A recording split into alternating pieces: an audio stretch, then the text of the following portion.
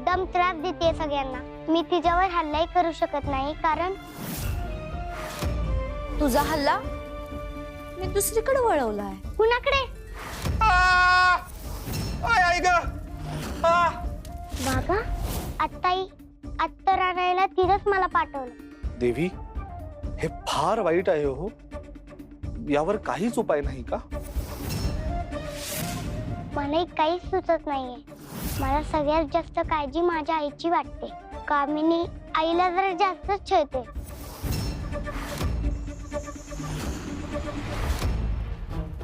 मालकाव थांबा. तुमचा हात कशा पाय वंगाळ करताय? त्या परिस्थितीनं मला जो त्रास दिला होता तोच त्रास तिला द्यायचा. गरम पाण्यानं मला भाजायचा डाव होता ना तुझा. चल उतर त्या टोपात.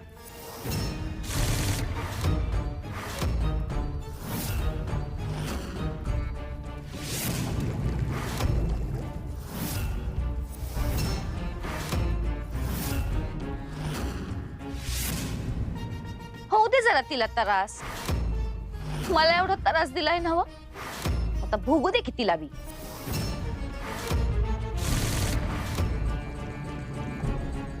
या बाईनं जर हिचं बोलणं खरं केलं तर माझं अंग खरंच भाजून निघल. यांना तर काय बी बोलून उपयोगच नाहीये. कामिनी बाई, बराबर आहे तुमचं. तुम्हाला भाजलं ना, हिला बी शिक्षा व्हायच पाहिजे. ए गंगाई, बघत का उभी राहिलीस? चल उतर टोपात.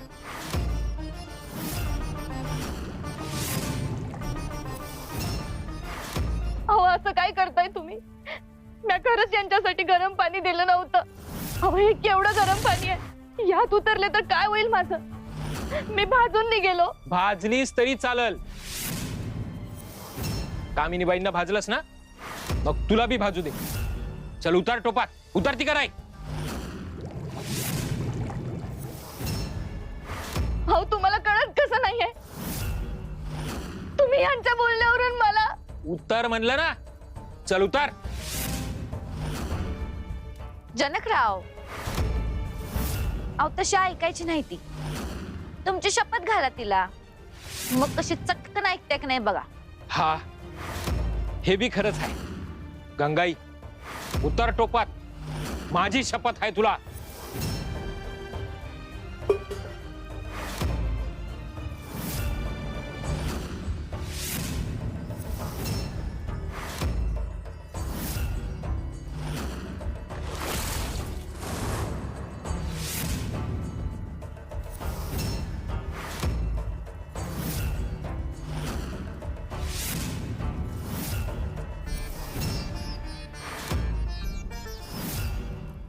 आईनं बाबांना जे वचन दिलंय त्यामुळे ती काही बोलू शकत नाही. एका क्षणात मी त्या कामिनीला चांगलाच धडा शिकवला असता, पण या वचनामुळे काय करावं कळतच नाहीये.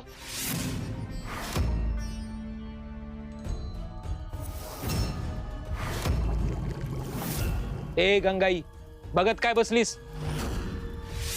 कामिनी बाईंना भाजलंस ना, तुझ्या कर्माची शिक्षा तुला झालीच पाहिजे. चल उतर. उतर टोपात.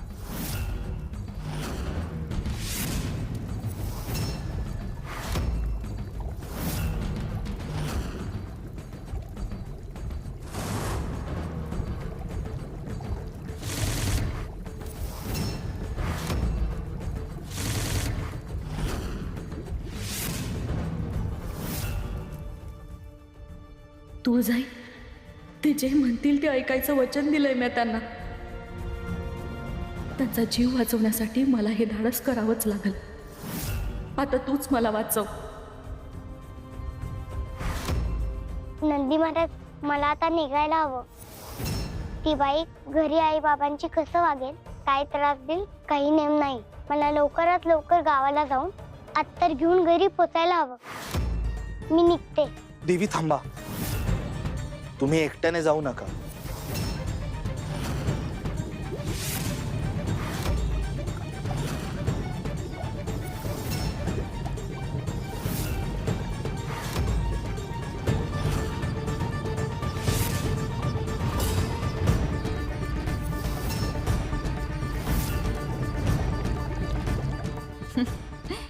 जा उकळत्या पाण्याचं चांगलीच अद्दल घडू दे तुला.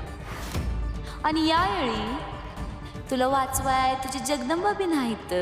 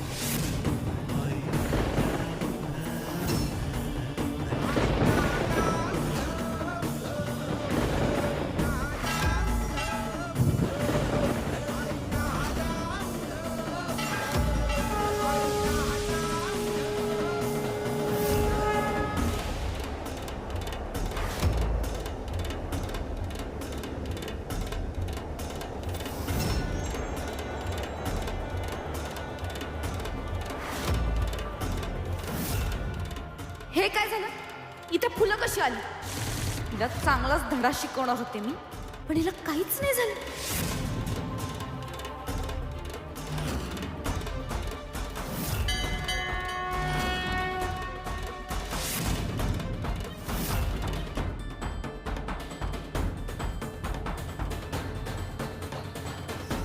मला लवकरात लवकर गावाला जाऊन अत्तर घेऊन घरी पोचायला हवं.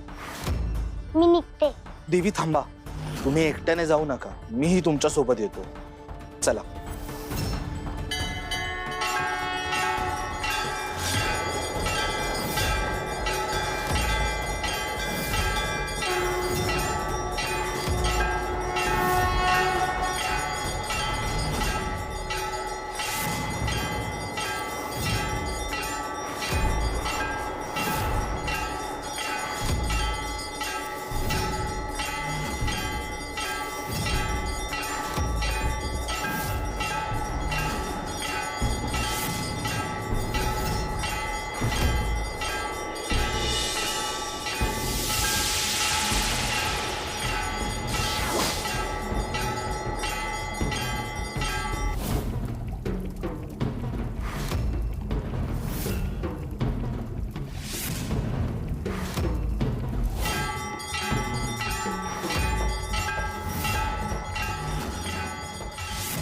नंदी महाराज, माझ्या आईचा जीव धोक्यात आहे.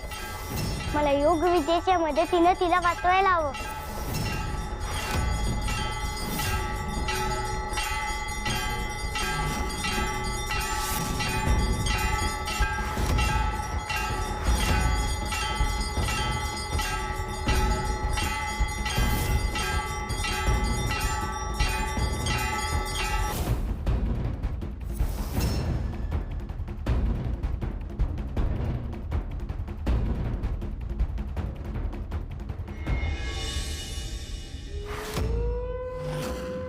असुर सम्राज्ञी, या गुप्त मंदिराच्या मार्गाचं हे भूमिचित्र आपल्या हाती लागले खरं, पण प्राचीन असुर लिपीमध्ये इथे काय लिहिलंय काहीच कळत नाही. आतापर्यंत केवळ हे वाचता आलंय. ज्या क्षणी राजा उत्तर दिशा करील लुप्त, त्या प्रहरी प्रकट होईल मंदिर जे आहे गुप्त. याचा अर्थ काय? राजा म्हणजे आम्ही, पण उत्तर दिशा लुप्त करेल म्हणजे काय? काही कळत नाहीये. शिवाय सम्राज्ञी, या भूमिचित्रावरची अनेक ठिकाणं आता अस्तित्वातच नाहीयेत. म्हणजे बघा, ही इथली प्राचीन नदी आता स्वतःच लुप्त झालीये. 2 पर्वतांमध्ये एक सेतू होता जो आम्ही स्वतः तोडला त्या मनुष्याला उपद्रव देण्यासाठी. आणि इथे या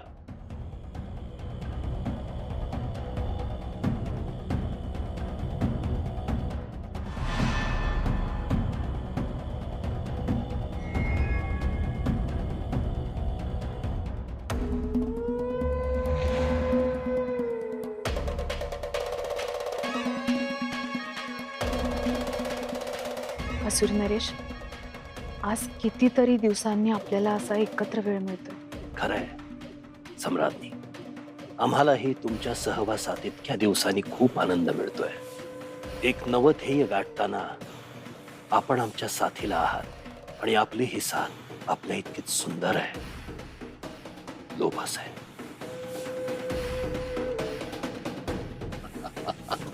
कोणत्याही पत्नीला आपल्या पतीबरोबरचे प्रेमाचे क्षण आणि त्याची मिळालेली साथ ही अत्यंत मोलाची असते.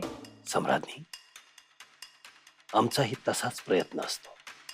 आणखी एक गोष्ट, शुंभा, आम्हाला तुळजाशी विवाह करून तिला राणी बनवून इथे आणायचं आहे, ते केवळ असुर कुळाच्या उद्धारासाठी. आमचं तिच्यावर प्रेम नाही, आम्हाला तिच्याबद्दल आसक्ती नाही. आम्हाला तिला प्राप्त करून केवळ वठणीवर आणायचं आहे.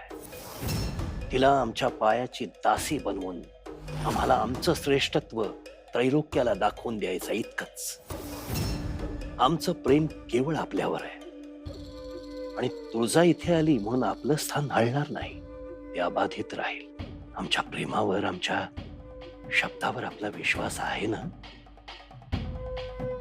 असुर नरेश, आपण केवळ आमचे आहात. आपल्याला अजून कोणाशी वाटून घेणं आम्हाला अजिबात मान्य नाही.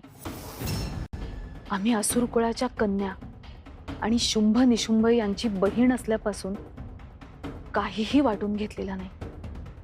मात्र आपल्या प्रत्येक ध्येयामध्ये एक पत्नी म्हणून आपल्या पाठीशी उभं राहणं हे आमचं कर्तव्य समजतो. आणि आपल्या या स्पष्टीकरणामुळे आपल्यावरचं प्रेम आणि आदर दोन्हीही वाढलाय.